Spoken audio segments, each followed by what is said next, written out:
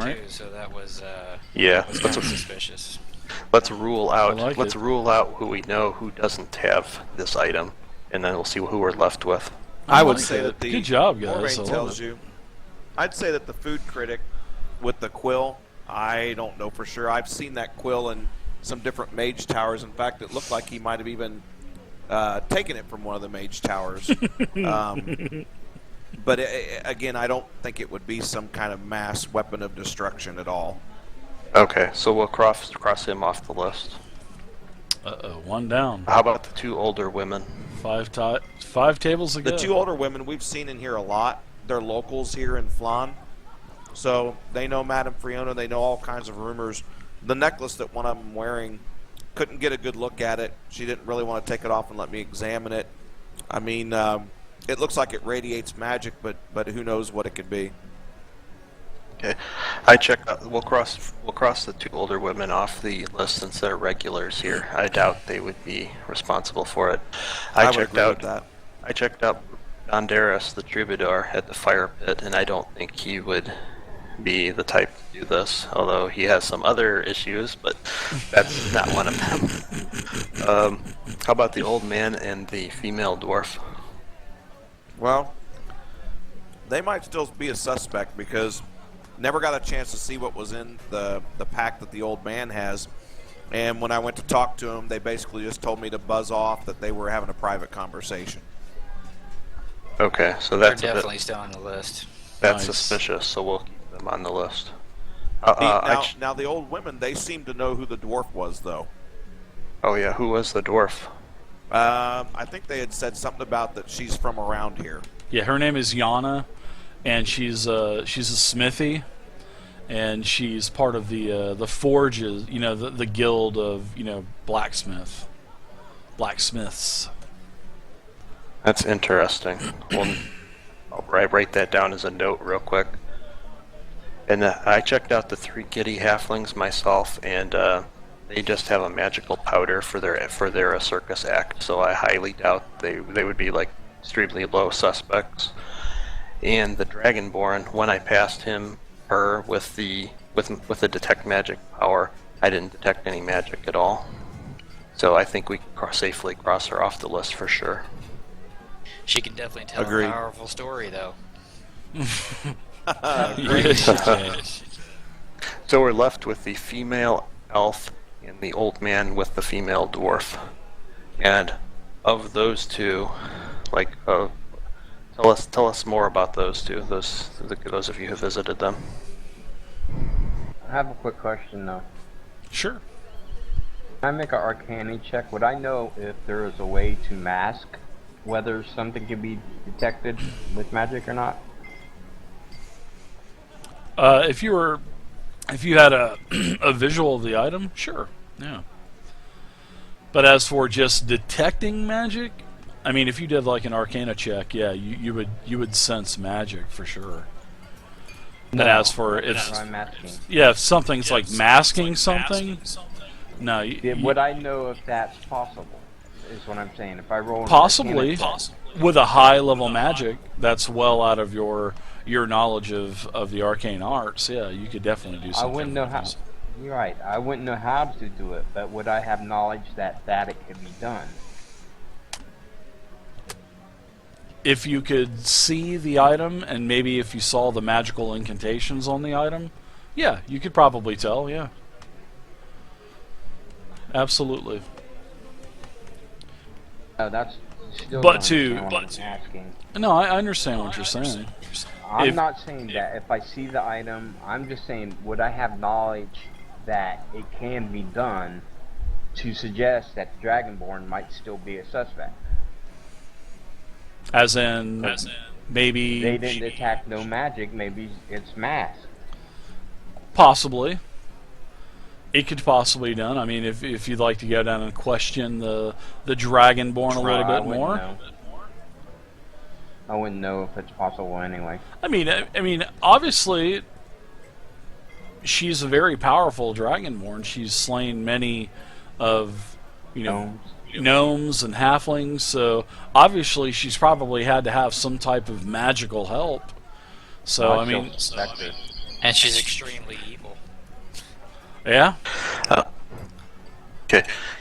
Got a question for you. Who visited the female elf? that Zyphus raises his hand. Zyphus.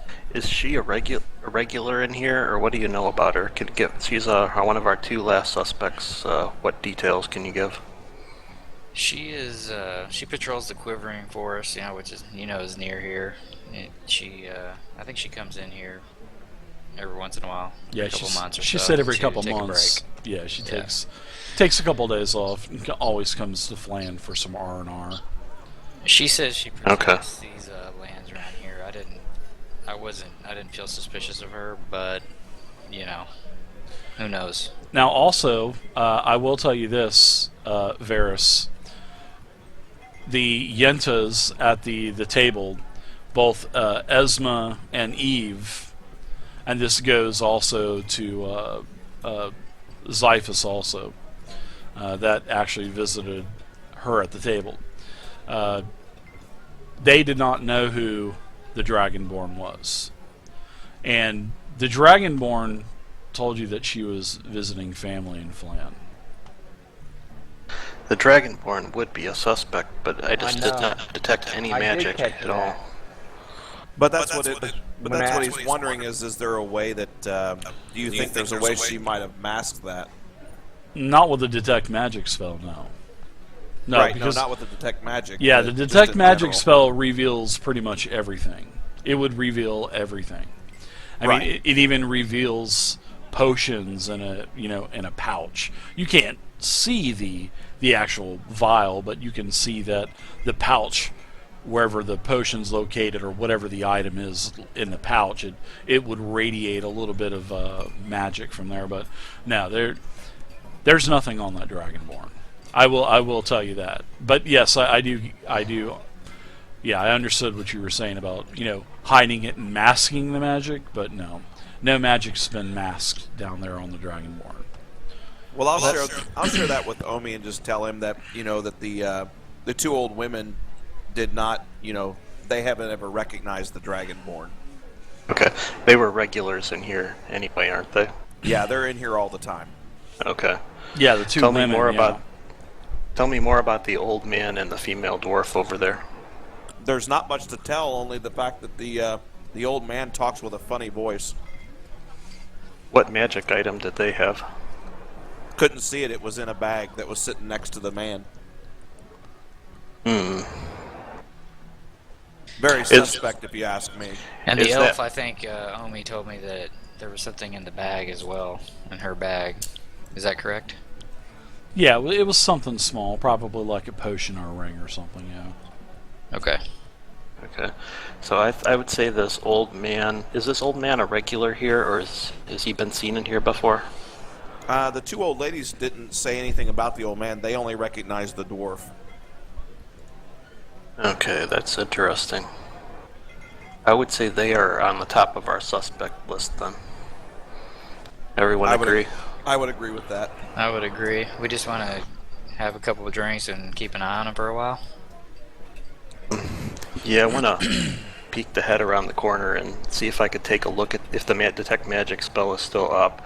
Take another look at what is radiating and where it's located.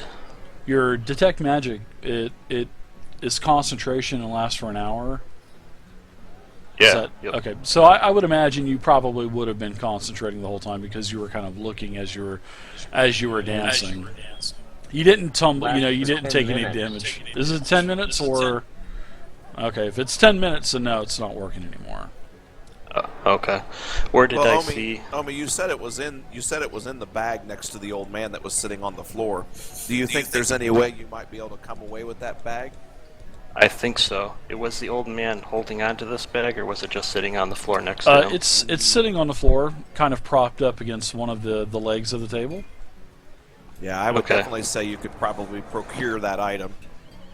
Okay, guys. I think I can do that, but I think I could do it better if I had some sort of distraction. So I have an idea. But first of all, do any of you have any grifting skills? Zyphus shakes his head. Not really. I was going to say, I don't believe it either.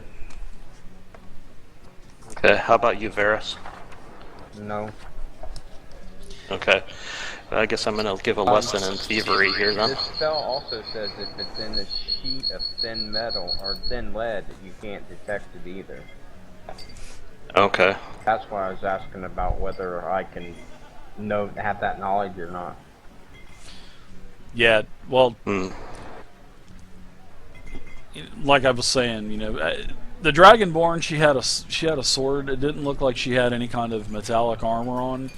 She had like a traveling type of studded leather, but there was no magic detected on the Dragonborn. But she could tell a hell of a good story though about how she's the gnome slayer and stuff. All right, guys. Do we want to I have a plan if we want to check out these two here at this table close to us first. Yeah, let's hear it, Omi. Yeah, let's hear it. Okay. You, first of all, Banderas owes me a song, a duet. So, I do have a +3 proficiency on sleight of hand. Okay, that might come. Is that Xiphus? It's Varus. Varus? Okay. Varus, I think I'm going to make you the yoink command then. Once I get the item, I'm going to be the dip man. I'm going to go in and snag this item, and once I snag it, I'm going to hand it off to you, and then I want you to get out of here with it. Xiphus and Morvain, you're going to be the distraction and decoy. I want you two to go ask the old women over there, or any women that you want to dance, and go dance in front of Banderas over there while I'm starting up my duet with him. And Nice. what I want you two to do is to start bumping into each other a little bit. Once you see I'm in position, once I'm making my rounds around the room and I'm in back of the human, close to the sack, I want you two to start bumping into each other and get into a fight. And Xiphus, I want you to punch Morvain. Morvain, I want you to fall back into the table that the two of them are at. And if you can spill their drinks, that would be good. That would be great too. That sounds like a good plan. Sounds fun. As long as I'm the one doing the punching and not receiving the punch. Yeah, I'm Well- not so sure we should do it. You meant Xiphus received the punch, right? Well, you two could work that out amongst yourselves, but I need one of you. I need you two to make a distraction and make it look good. Just go Okay. easy on me, Xiphus. I'll keep it light. Varus, you're gonna stay right by the curtain, and as soon as you see I've grabbed the item, I'm gonna make the handoff to you, and you're gonna casually get out. No, don't run, don't jog or anything. Just casually walk out of the inn with it. All right. I got one other question. Now, Varus, and you wanting to detect to see if there's any kind of false magic, how are you wanting to do this? And how are you wanting to do this, and how are you going to do it? I think he was just wondering if it was possible to shield a magic item from being detected by the detect magic spell, if that was like a thing. Yeah, well, And you would... if it is, she could have, the Dragonborn could have whatever item is in a lead box in her pack, and the detect magic spell wouldn't have detected it. See, I was trying not to eliminate her. Yeah. If this item doesn't be what we want it to be, we'll try the Dragonborn next. After you destroy the bar during Evenfeast. We'll figure out an. You guys realize we're going off the word of a passed out drunk guy also. Has anybody thought about that? Yeah, I'm not thrilled about that, but he is from the Emerald Enclave, so that's got to be worth something. He says. Do we notice some kind of insignia, pin, or whatever the Emerald Enclave uses on him? Oh yeah, on the passed out half-orc Burrell, yeah, oh yeah. Burrell, yeah, he has an Emerald Enclave pin, yeah, for sure. Okay. Okay.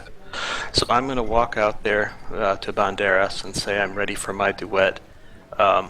Xiphus and Morvain, I want you to go find someone to dance with and get like right below those two guys in that area over there and start dancing, and then get pissed off at each other and one punch the other, crashes on top of their table. Over here, and then Varys, I want you to be in position because as soon as I make the dip, I want you to yoink the item and get out of here with it. All right, you do your thing, Omi, and I'm going to go grab the old lady that said she would shag me tonight. All right. Oh, darling, you've swept me off my feet. My elf lady, maybe she wants to dance. Sure, she'll dance with you. And she's sober, by the way. Yeah, I knew that. She let me know. Very courteous of her. I come over to Banderas and say, "How about that duet now, friend? Just one, and then I'll be out of your hair the rest of the night. My friend, I promise, no more spoons the rest of the night." Please throw those goddamn things away. This thing sounds hideous. It ruins all of Bandetta's beautiful melodies. I promise I won't bother you the rest of the night. Just one. Let's do a dance tune. How about that? Let's do it. You name the tune, and Banderas will play it. I'll pick the two old ladies tune. Sure. I say, forgive me if I'm not that great of a dancer, but I'll give it my best shot and I wink at her. Sure. She says, "Okay, darling." Boy, her voice changed, Xiphus. I know. That didn't sound very elven. That sounded like an old Jewish lady. The old Yenta's at the table.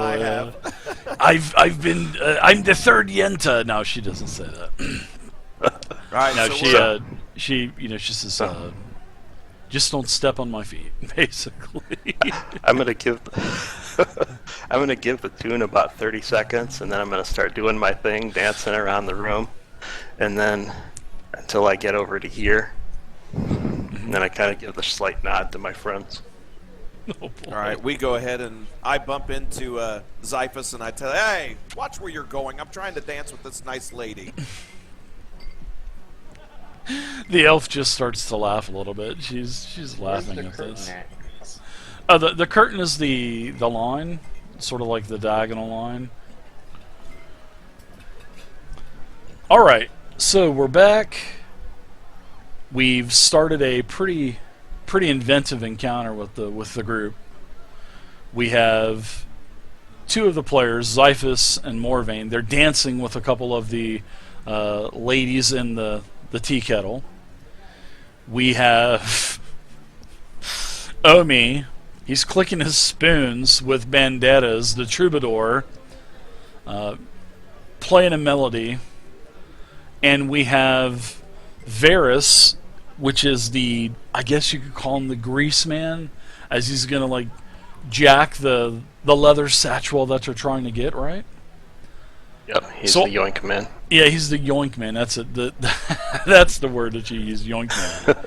So all of this goes down. Where we left off before break was Morvain and Xiphus were just starting to step on each other's feet and cause a ruckus here. They're standing in front of the table with this female dwarf named Yana and this older human guy that the Yentas of the tea kettle, they had no clue who this guy was.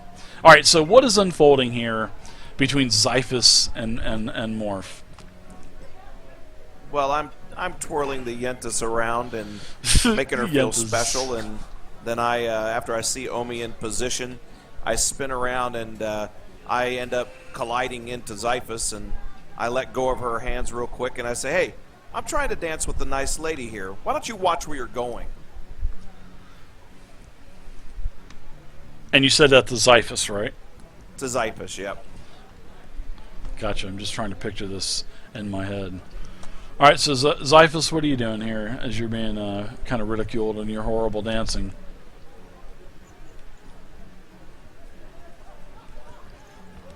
I think Xiphus is out of chat. So we'll say I don't see him. Yeah, we'll say that he. We'll just let him join back up. He'll be right back, I'm sure. So all of this starts to happen. I guess he he punches you. He clocked you, right? You're supposed to take the blow, right? Yeah, I am. So he clocks you. So now what are you doing? As you've just taken this blow. I fall back into the chair and the table, and I almost lift myself up onto the table itself, and scattering drinks and food plates and everything, scattering everywhere. WWF style. Yeah, exactly. I roll off sideways into the female dwarf and fall on top of her as we land onto the floor. As your face lands in her crotch. Yeah. As she's... Yes, that is awesome.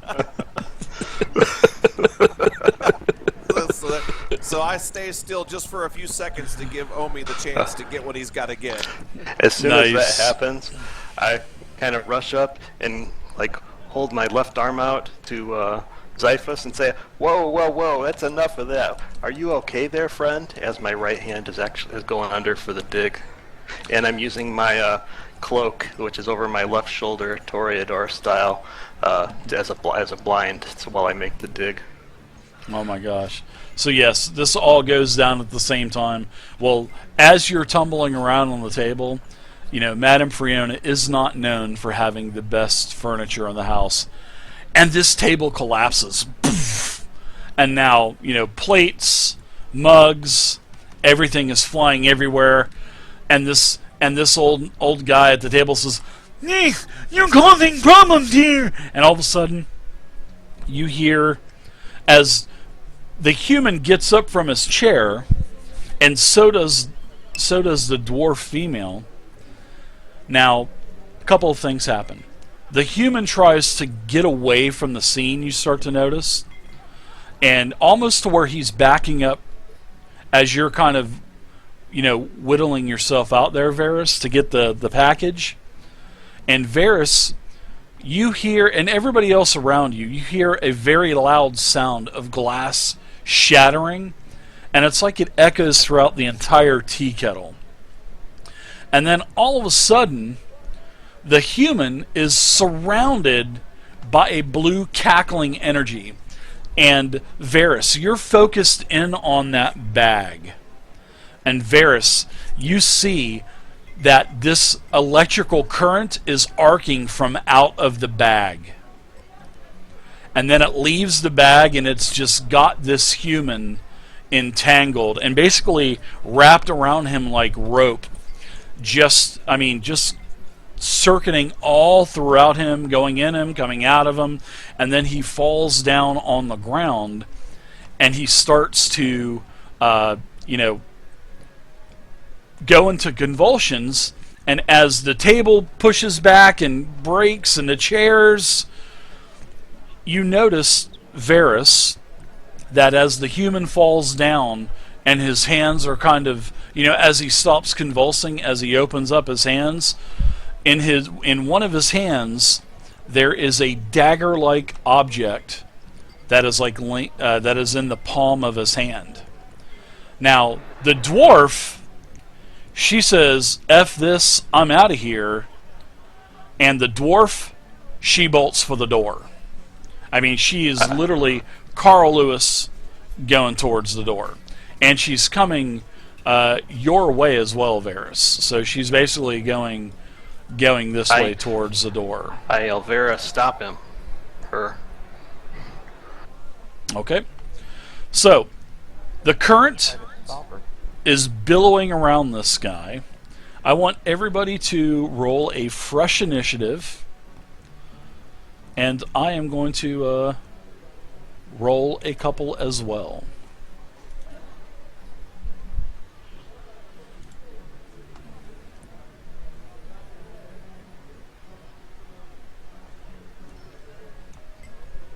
Roll? It looks like Morvain, Xiphus, and Omi did a roll.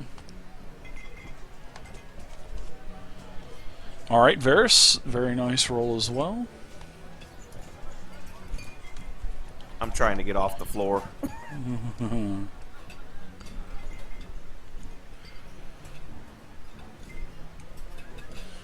Alright, so I'm going to put the human down here. Actually, I'm going to... Yeah, the old guy.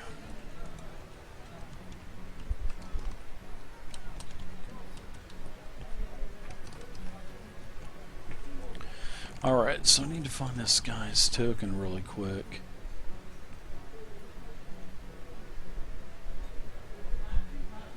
Alright, there he is. Ay vey.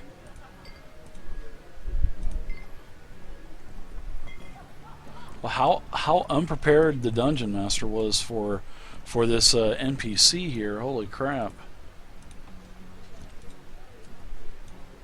I mean, you think you're 100% done, and you're not. Okay, so now also the dwarf. Man, boy, did I butchered this, guys. The dwarf died already. You don't have to worry about it.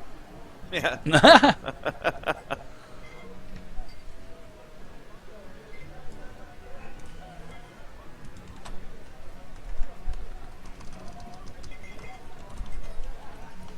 Fantasy Grounds really makes it easy, though. If you're doing stuff on the fly, I mean, this is really super easy.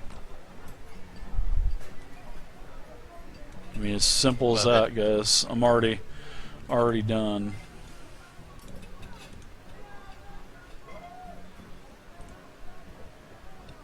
You guys can hear me, right? Yep.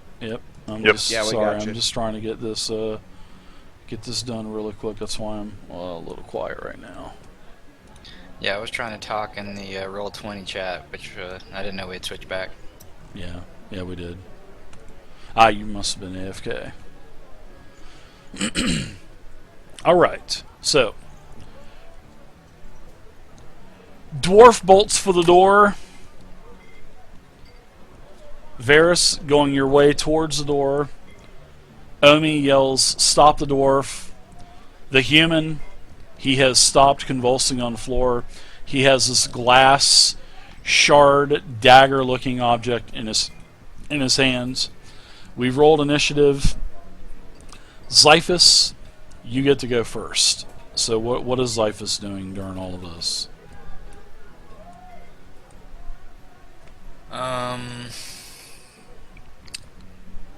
The human guy is kind of incapacitated right now with this rigmarole going on. Yeah, he is not moving. But you can tell that he is, you glance at him, you look, he is breathing.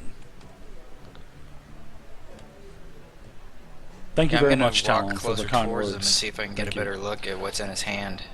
Sure. You look at his hand, and it looks like almost like a huge shard of glass, almost. It's just a shard of glass. Is it it's shaped like a dagger, or just like a shard of something? Yeah, it's like a dagger, like, his hand's open, and it's basically laying in the palm of his hand. And it looks like a dagger-like object. Looks like it could be maybe some type of glass or something like that. And and the lightning is still inundating through all of his body. Yeah, I'm looking around at my companions and looking at him. I kind of want to grab it, but I don't want to touch it if he's in the middle of an electrical storm. If you want to, it's nowhere. It's pulsing through his body. It's nowhere near this dagger. Now, I'll tell you what. You can give me an intelligence check while you're looking at this, this object in his hand. And if you have nature, you can add your nature. You can add proficiency. Thank you for the kind word, Talon. I appreciate it, man. Wow, nice. You can tell right now. You just flat out look at it, and you've seen this before in your studies, Xiphus. This is the tooth of a blue dragon. It is literally it is a huge, long canine tooth of a blue dragon.